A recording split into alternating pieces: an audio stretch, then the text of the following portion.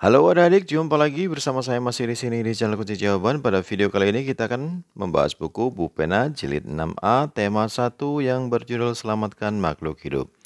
Tapi sebelumnya, seperti biasa, saya ucapkan terima kasih bagi adik-adik yang sudah subscribe channel ini atas dukungannya, dan terima kasih juga bagi adik-adik yang selalu menonton iklan-iklannya tanpa di-skip. Semoga kalian sukses dalam belajarnya, dan bagi yang belum subscribe, silahkan di-subscribe jika video ini bermanfaat untuk kalian semuanya. Untuk mempersingkat waktu, langsung saja adik-adik dibuka bukunya halaman 3.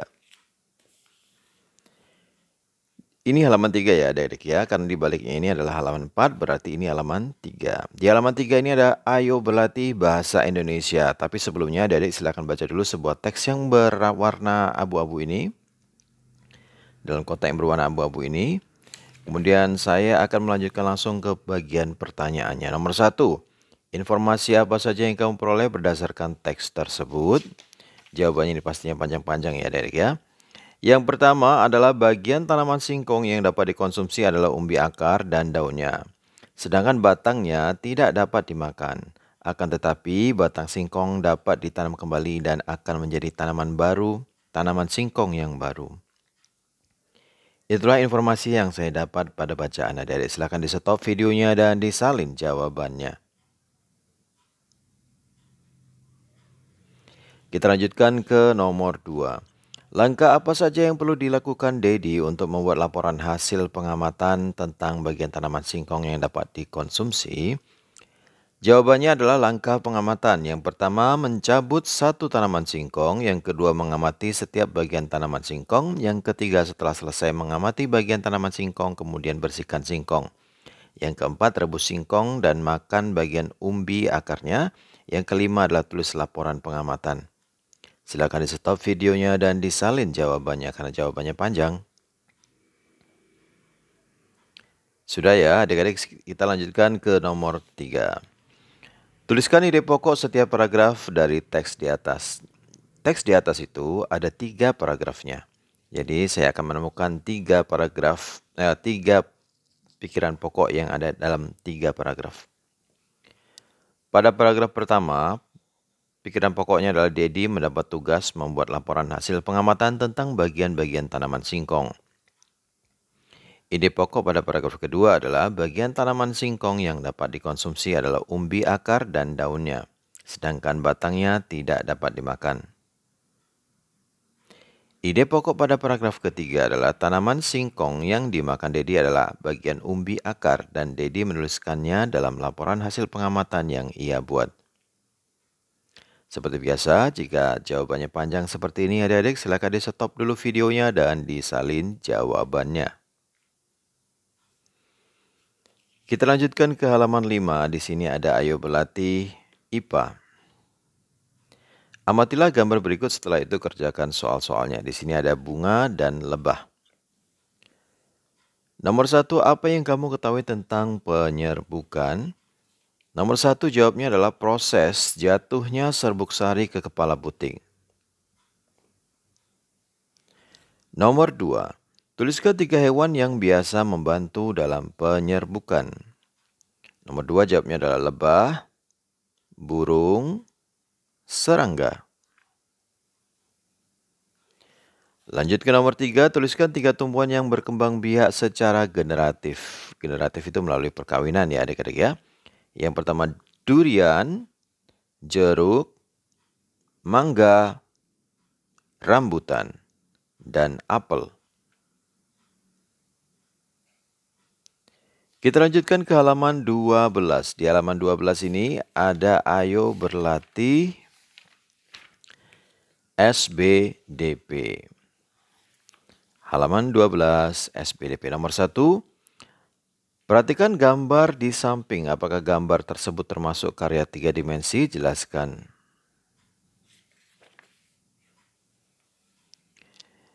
Jawabnya adalah ya, karena memiliki panjang, lebar, dan tinggi, serta dapat dilihat dari segala arah.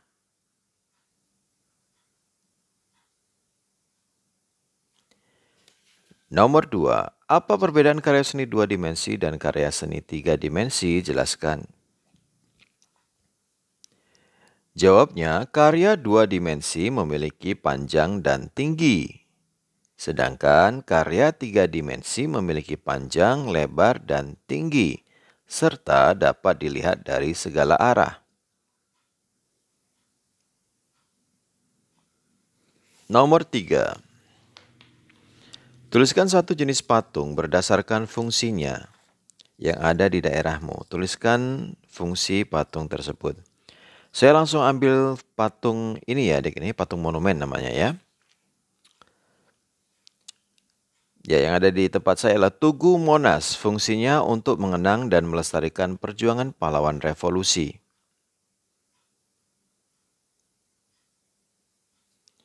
Kita lanjut ke nomor 4. Pikirkanlah salah satu jenis buah kesukaanmu. Nah, ini silakan adik-adik jawab dengan mandiri.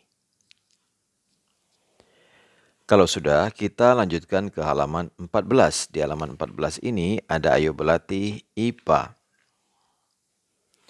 Perhatikan daftar nama tumbuhan berikut, setelah itu kerjakan soal-soalnya.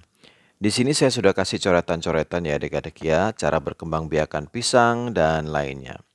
Coretan itu adalah pisang berkembang biak dengan tunas, jahe rizoma, singkong akar, umbi akar, wortel umbi akar, stroberi geragih, ubi jalar, umbi batang, cocer bebek tunas adventif, bougainville merunduk, lengkuas rizom, bunga sepatu setek, lobak umbi akar, lidah buaya tunas adventif, bawang merah lapis, arbei, sebentar, lidah buaya ini tunas sepertinya ya, bukan tunas adventif. Tunas adventif itu dari daunnya. Bawang merah lapis, arbei, geragih atau stolon, kunyit, rizom, paku sarang burung, spora, bawang putih, pakai umbi lapis, bunga dahlia, setek, bengkuang akar, kentang, umbi batang. Itulah tadi yang saya sebutkan, nama tumbuhan dan cara perkembangbiakannya. Kita lanjut ke yang nomor 1A. Tumbuhan yang berkembang biak dengan tunas adalah jawabnya pisang. B. Tumbuhan yang berkembang biak dengan umbi batang adalah jawabnya ubi jalar dan kentang. Saya ulangi, ubi jalar dan kentang. C. Tumbuhan yang berkembang biak dengan umbi lapis adalah jawabnya bawang merah dan bawang putih. D. Tumbuhan yang berkembang biak dengan umbi akar adalah jawabnya singkong, wortel, lobak. E. Tumbuhan yang berkembang biak dengan geragih adalah stroberi. F. Tumbuhan yang berkembang biak dengan akar tinggal atau rizom adalah jahe, kunyit, lengkuas. Dan yang terakhir, G. Tumbuhan yang berkembang biak dengan spora adalah jawabnya paku sarang burung. Sudah selesai ya adik-adik ya, nomor 1 A, B, C, D, E, F, G. Kita lanjutkan ke nomor yang kedua. Mengapa umbi batang dapat digunakan untuk berkembang biak? Jawabnya adalah karena umbi batang tumbuh mata tunas yang dapat tumbuh menjadi tanaman baru. Saya ulangi, karena umbi batang tumbuh mata tunas yang dapat tumbuh menjadi tanaman baru.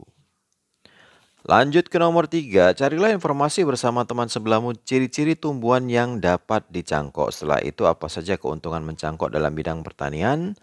Tuliskan 5 tumbuhan yang dicangkok, yang dapat dicangkok. Oke, yang pertama, ciri-ciri tumbuhan yang dicangkok. Oke, yang pertama adalah ciri-ciri tumbuhan yang dapat dicangkok. Yang pertama, jawabnya adalah batangnya berkambium atau memiliki kambium. Saya ulangi, tadi ada 3 pertanyaan ya adik-adik ya.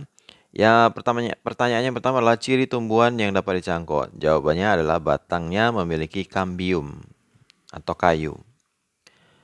Kemudian pertanyaan yang kedua, keuntungan mencangkok. Jawabnya adalah hasil cangkokan cepat berbuah.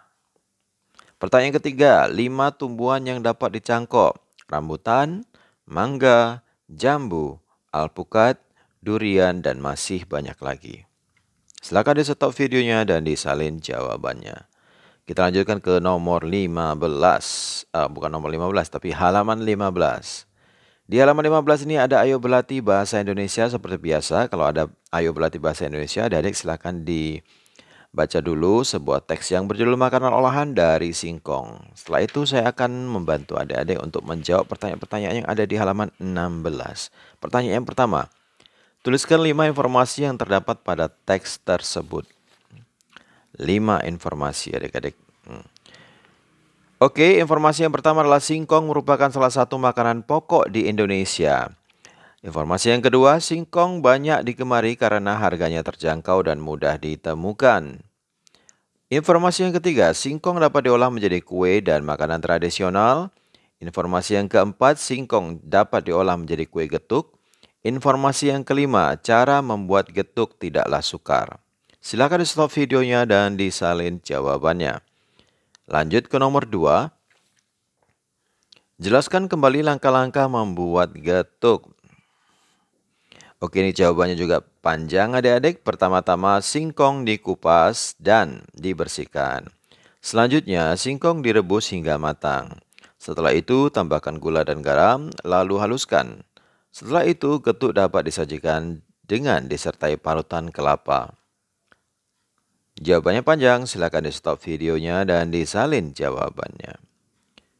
Nomor 3. Tuliskan ide pokok tiap-tiap paragraf dalam diagram. Di sana ada 3 paragraf adik-adik. Ide pokok pada paragraf pertama adalah singkong merupakan salah satu makanan pokok di Indonesia. Ide pokok pada paragraf kedua, saat saya tulis P2 di sini adalah di daerah Jawa Timur dan Jawa Tengah terdapat kue berbahan singkong yaitu getuk namanya. Ide pokok pada paragraf ketiga adalah langkah-langkah membuat getuk. Silakan di stop videonya dan disalin jawabannya. Nomor 4. Lingkari pernyataan yang sesuai dengan teks tersebut.